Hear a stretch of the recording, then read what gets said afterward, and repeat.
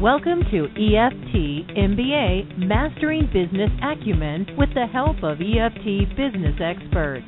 Learn the marketing, mindset, and skill set you need to create the EFT coaching practice of your dreams. Visit www.eftmba.com for more information. And now, here's the EFT training team that embodies the art and science of EFT.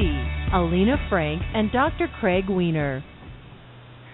Well, welcome back, everybody. We have just been getting so much wonderful feedback about people learning from and enjoying these shows. I think we're just going to keep doing it.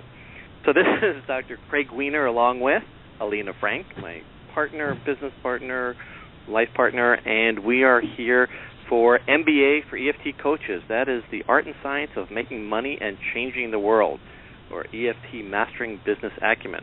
And we're really here dedicating our time and energy to be able to support the EFT coaches in the world to really make a difference in the world and their community and to thrive while doing it. Why not have both? So today's conversation and topic is creating a persuasive EFT presentation. So how many of you are doing EFT, have a practice, but are trying to expand your practice, trying to impact your community, trying to share the work that you're doing in changing people's lives with the community that you live in or work in, and find yourself with an opportunity given to you or trying to create an opportunity to be able to present EFT publicly? So that's what we're talking about today. Now, we can all go out and give information, but information alone doesn't change anything. So we have to look at how do we create a presentation that not only informs, but inspires, transforms, brings people to some action, whether it's learning EFT, doing EFT with you, whatever. So what I just want to do as a little teaser is today's program is not about getting EFT presentations. That's going to be the topic of another show. This is going to begin with the assumption that you've already got one. Somebody just contacted you and said, can you give a talk to our weight loss group? Can you please talk about what you do? We've got a sports group that's looking for information to be able to really excel. We've got, let's just say, another group that's looking for, it's an arthritis support group that's looking for help, and they heard that you helped with chronic pain. So we're going to assume that you've already got potential presentations scheduled. So what I want to say first, and back up for just a second, is you can give a presentation to anybody, to any group at all. But what I want to say is, and Alina, I know you're going to back me up on this one, is the most effective way of your time and energy of giving an EFT presentation is to a group that's interested in your niche or specialty, right?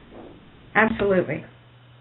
Yeah, I mean, you can give it to any group and still feel like you're, affecting people, but I promise you're going to have the greatest turnout, you're going to have the greatest feedback, you're going to be most effective if you're presenting to a group that's interested in the topic that you specialize with, that you have some authority in. So that's where you're always going to want to create those talks, but opportunities are going to come from anywhere, and you don't want to say no to those, or if you don't, then we're going to move forward. So given that was said, what we want to do is just begin from the very beginning. So somebody contacted you. They heard about you, or maybe they're a client. Whatever that is, you want to establish really good rapport with the person that is responsible for the group, that's going to communicate with that group or that center or that community group or that church group or that a Rotary or Seroptimus, a Business Leads Club, whatever that is. You want to make sure that you develop the kind of rapport that they feel like they have a sense of who you are, because they're the ones that are going to be going back to their group and communicating, yeah, you should be here for that talk. Oh, my God, I met Alina, and she was just fabulous, and she's exciting, and she's interesting, and, God, she's just bubbly, and she's got energy, and right? Anyway, so you want to be able to create that connection so they feel that about you, because you want them to help you fill. And they have got the authority of the group that people trust them already. There's a connection. So you want to establish that rapport, and that's important.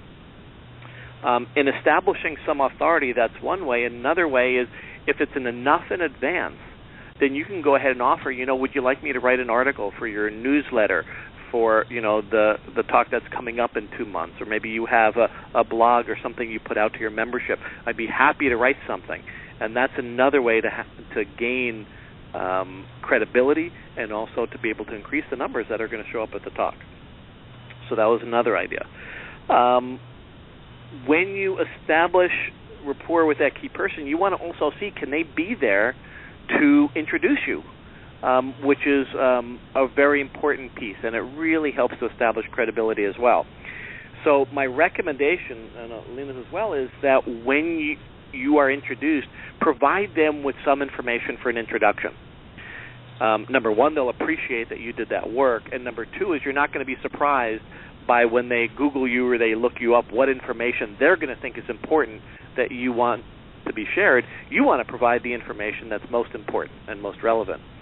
So being able to put together a short and not too lengthy introductory bio kind of paragraph is really helpful, and it helps for you to be able to create the information that you want most delivered. So we're going to go ahead and we're going to go through step by step. So you've gotten the opportunity to give a public presentation on EFT. You've met the person wait. that... Can I interrupt you? Anytime. So, one of the things that we really strive for is to get the maximum results with the least effort. And right. So I want to just kind of fine-tune what you said about Please. creating presentations that are for EFT. Okay. So what we really would like for you to do is to create those opportunities that will give you the biggest return and where you will have the most persuasion to have your group contact you afterwards, is to not necessarily lead with the EFT. And your marketing material should reflect that. I just put out a bunch of flyers from my past talks on the EFT MBA program for our students to look over. And the ones that I had comments along the side. This is a flyer that failed. Here's a flyer that did well. And over and over again, throughout the last 10 years, I get confirmation, and all the business experts will agree, that do not lead with your tools. EFT is your tool. It might be what you spend 80% of the time talking about. But if you want people in the door, if you want to open doors, and if you want people to start buying your services, then leave that kind of jargon out of your material.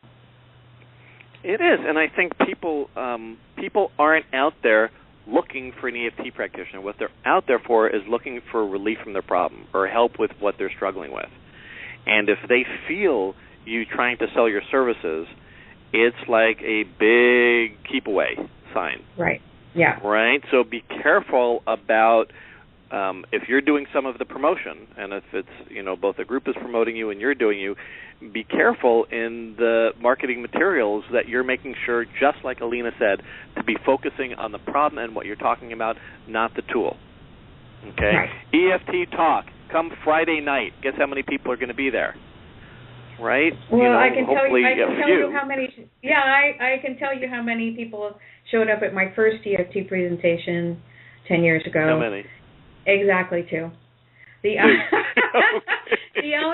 owner of the place where I was speaking, and 1 person, and me.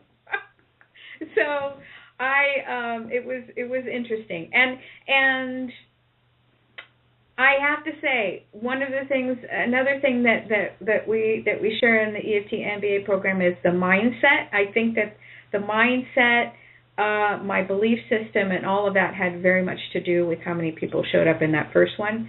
But it was really, I look at how I marketed it and how I spoke about it, and the flyers that I used, and I can look back now and say that it was all about this problem that many EFT coaches have, which is the inability to speak about defining their niche and really being really keyed into what problems you're going to be addressing during a talk instead of the tool that you're going to use. Yep. It's true. I know that when I'm going to a lecture or presentation that has something to do with something I'm working on, I want to know how this person really knows about what I'm interested in. Mm-hmm. Right? I'm not interested in what they're interested in. I'm interested in how they're interested and involved and have expertise and authority in what I'm interested in, right? Which is my problem. It is all about me. I mean, let's face it, it's all about me. And people that are all about them are coming to see you, and they want to know how you can help them. And if it's something they don't know about, they can't relate to it. Right. So thank you for that clarification. Yeah. So I'm actually going to go ahead and pass it on to you. So once you actually get to that room and you get introduced, God, what do you do? Yeah. Well, I would say even before you go into the room for your to do your actual presentation, I think it's very helpful for you to go ahead of time to look at the space. There's certain things that you want to check out about the energy of the room. We have a lot of tips, but here's just one really juicy one that I've used over and over again. If you can arrange the chairs so that there's no gap in the middle, energetically you're standing there and you want to be as powerful as possible and connecting with everyone and making eye contact. And if there is a gap in like an aisle in the middle of the seating, it's a void, and it creates an energetic void.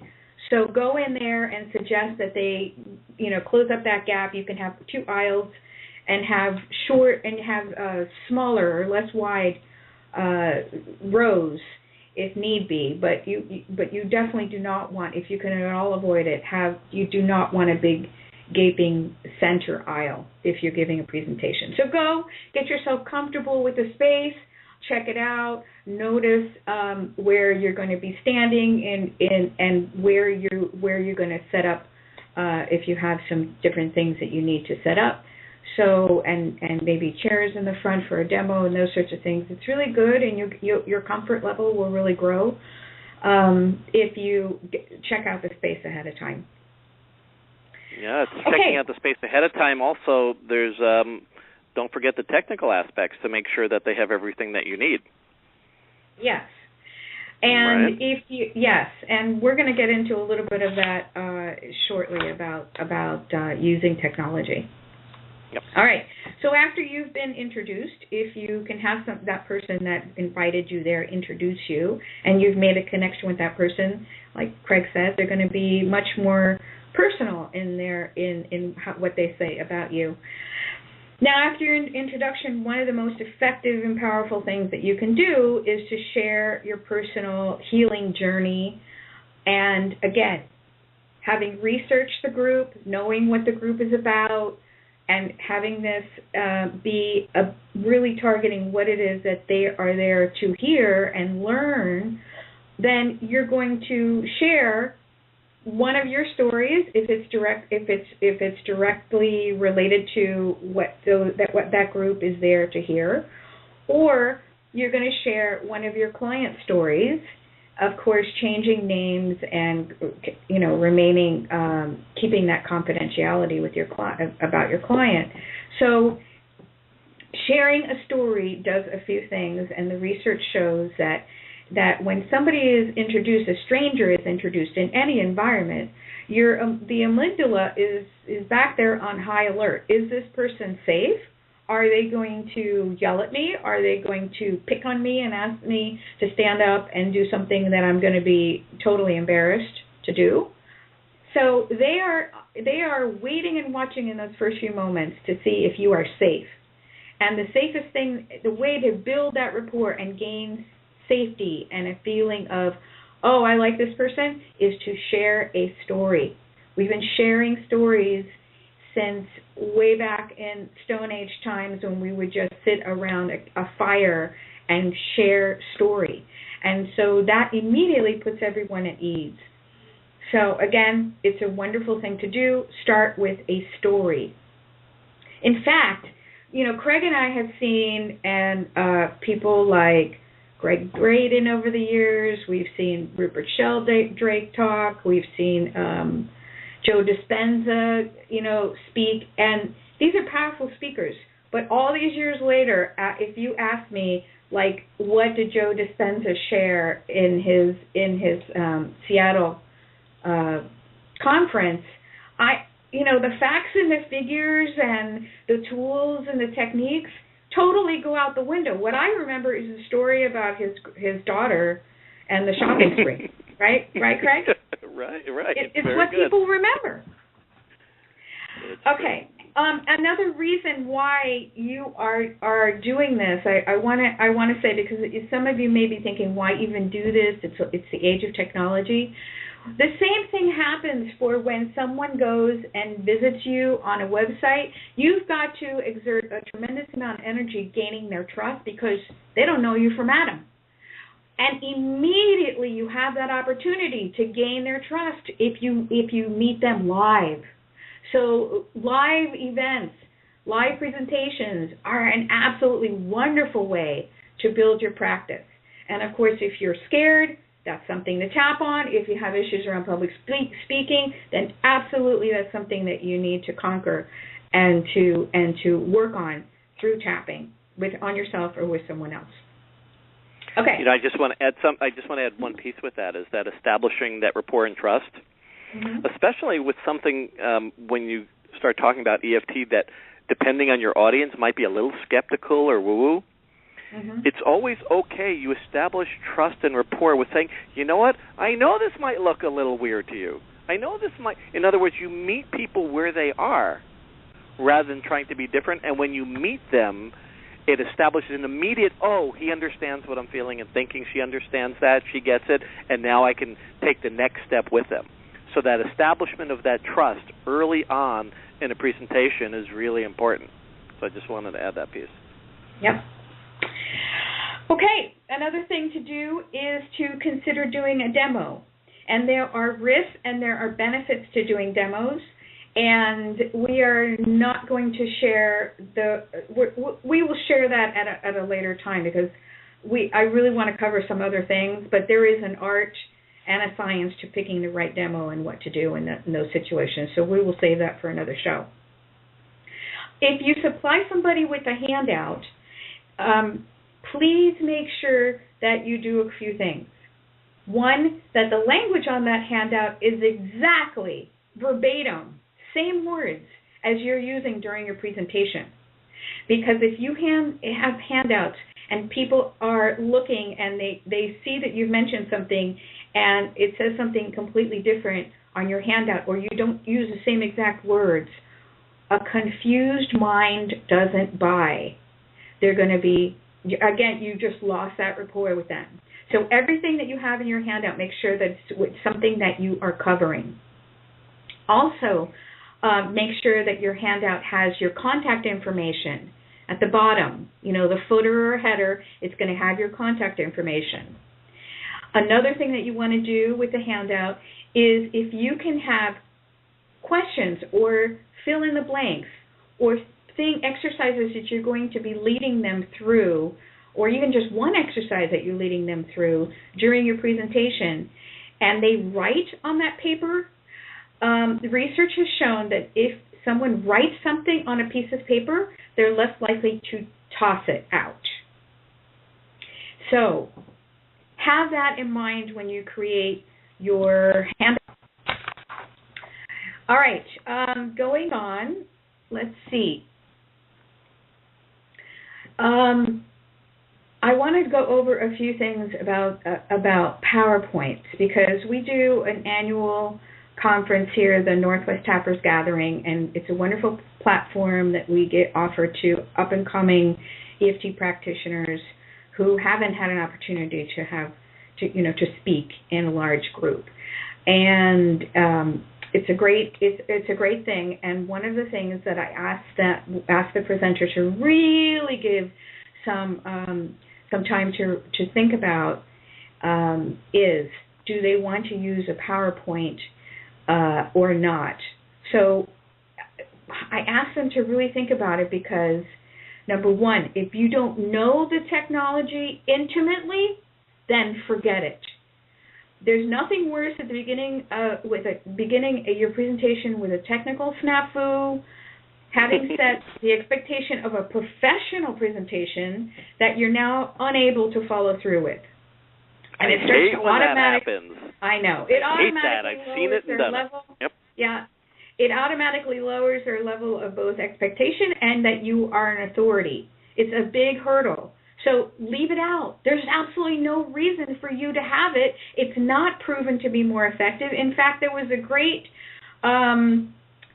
presentation that was out there being bandied about a few years ago called PowerPoint is pointless. It's true unless you're really good with the technology and you know your projector and you know the connection with your computer is working and you have everything ready to go and you know what to do if there's a problem and you can go through all the steps of what to do if there's a problem. Leave it out.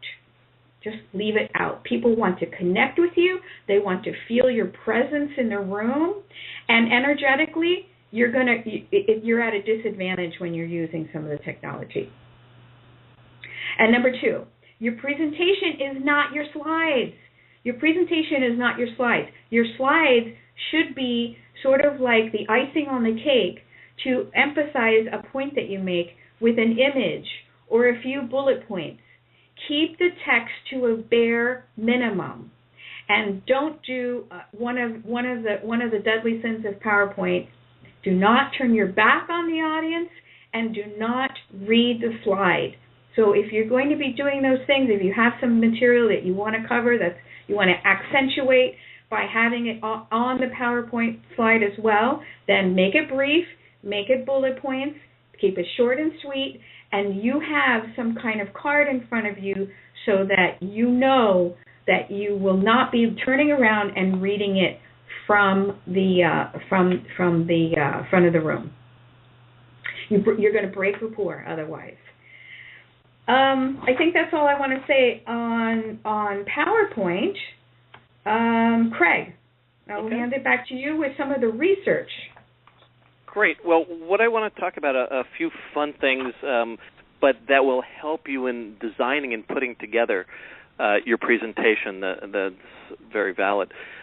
One of my favorite, I have a lot of favorite books. That's a whole nother topic. But one of them is John Medina's work called Brain Rules. And we're going to put into play here Brain Rule number 4. And basically that's the idea that when being provided information, an audience will precipitously lose attention after 10 minutes. Now, any of you that remember your college, postgraduate, or whenever you've been taking classes, that most people are able to hold on to that attention for 10 minutes, and it starts to dip after that. So what he recommends strongly and implements, and I've seen him speak and I've used it myself and I know, is when you're preparing, let's just say an hour presentation, you think of it in 10-minute segments. So after 9 minutes and 55 seconds or so, you're going to have to do something that's going to re-engage and cause them to re-sign a contract to say, you know what, you've got my attention now for 10 more minutes. And there's going to need to be some sort of shift change around that 10-minute time or so to be able to do that. Now, what kind of things are really helpful? Well, number one, what we know is to re-engage the listener, we need to have some sort of evocation of emotion. And whether we're using something that's humorous to evoke laughter, whether we're using a story to move or inspire them, or surprise them, or shock them, or whether we do some sort of physical movement, whether we break it into an experience in some way that we're engaging them in a different way, we have to continually re-engage and sign a new contract every 10 minutes. So when you're preparing a presentation, think about how you're going to do that. Now, another piece that's important and that really ties very well together with that is we know that memory, and remember things is enhanced by creating associations between concepts. A best way to be able to provide some information with details is that we give the overarching picture first, and then we give details to fill in the holes. So if you want to make let's just say in an hour, 6 points that you want to make regarding your topic and regarding EFT, that a good way to do that is to think about what are the 6 big points that I want to make sure that they come away with having a sense of. Then I fill in details about that and story and allegory and information or research or whatever those pieces are. I renegotiate. At that 10-minute, I bring in something that evokes emotion, and then I present another big picture. This is what I'm going to go over with you now.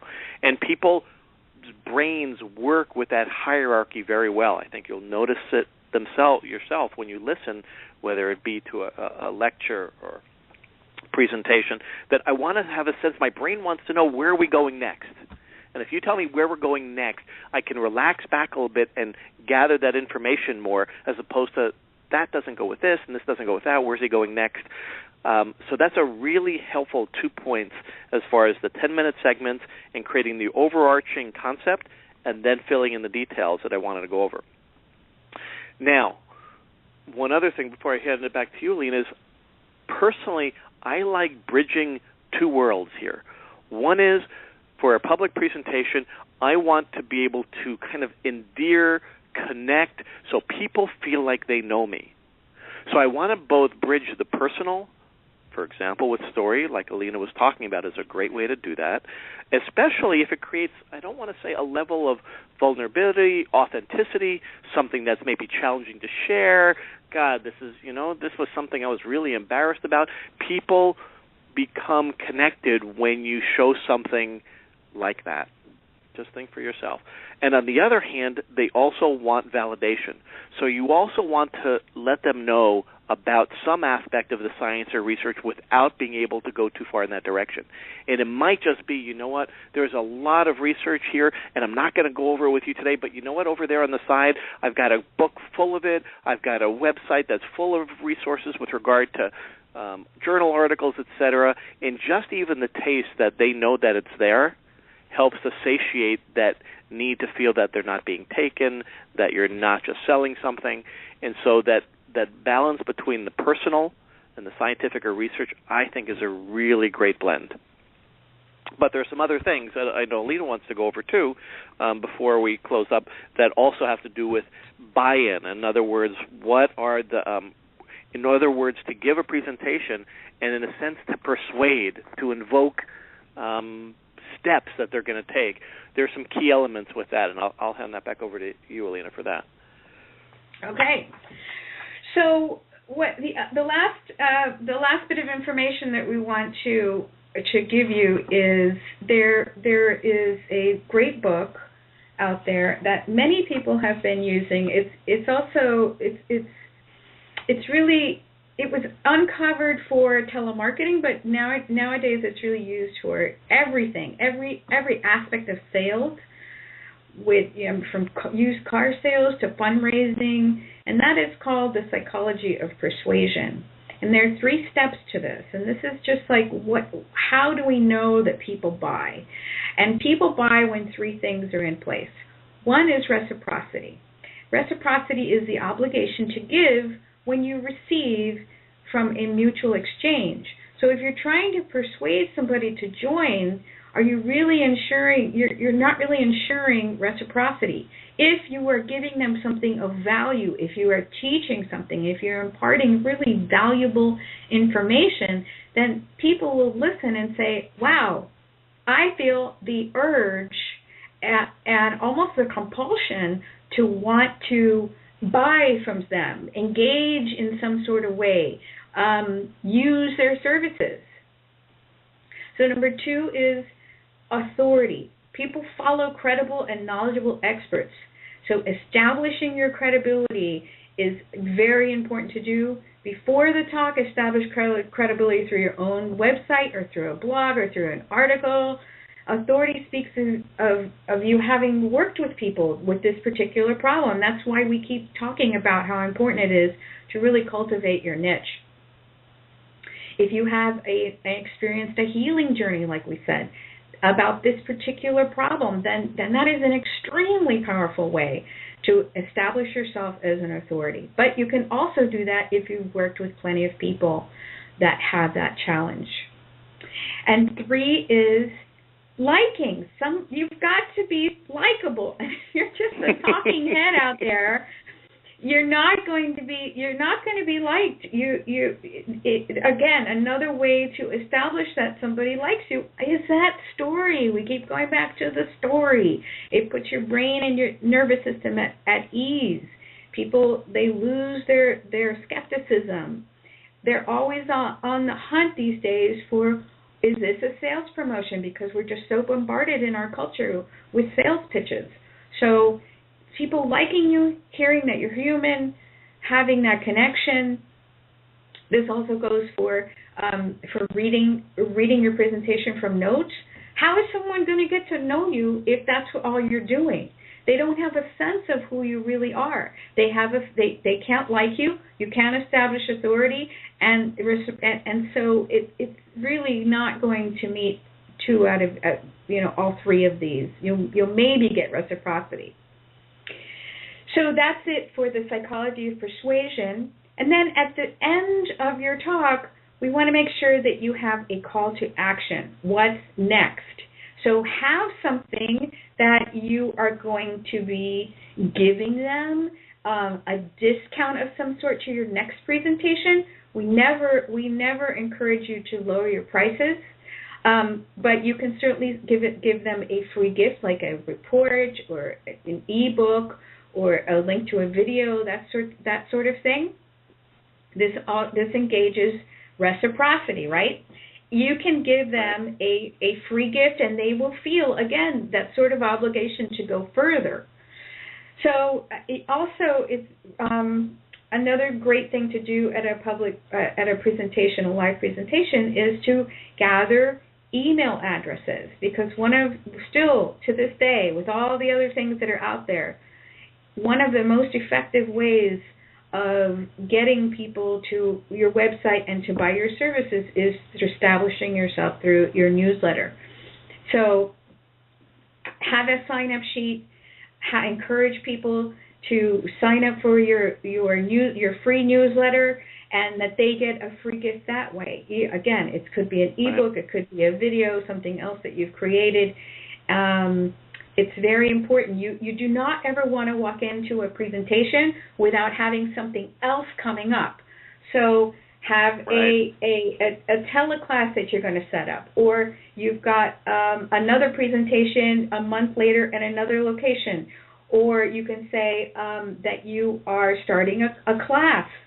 Those sorts of things. You need to design this so that there is a clear marketing funnel, and we will talk about marketing funnels in another call. Right. So for people that are interested in finding out more about what we do, so this is the thing, it's free. And so what I would say is the best way to find out more about all the different things we're doing, whether it be the radio shows, the articles, the workshops and trainings. We're traveling around the country now between doing EFT and Matrix and our Money Mastery workshop coming up, for example, in New York City. You can just go to EFTtappingtraining.com and sign up for our monthly newsletter there. You can find us at EFT Tapping Training Workshops on Facebook. There are lots of ways to find out, but please share these radio shows. We love doing them. The EFT MBA program has so much more than this. So if you think this is a lot, there's a lot more there. But there's lots of ways to get lots of good stuff from us, and we hope you're enjoying the show. Anything you want to add before we sign off, Alina? No, I just want to reiterate that a powerful live presentation is one of the most effective tools that you can have in your marketing strategy, and please use it. Absolutely use it. Good. Okay. All right. We hope you enjoyed EFT MBA Radio. We look forward to seeing you in 2 weeks. Enjoy and keep on tapping. You have been listening to EFT MBA with Alina Frank and Dr. Craig Weiner. To get your free report on the 5 secrets to create a rockin' EFT practice and to learn more about the EFT MBA program, visit www.EFTMBA.com.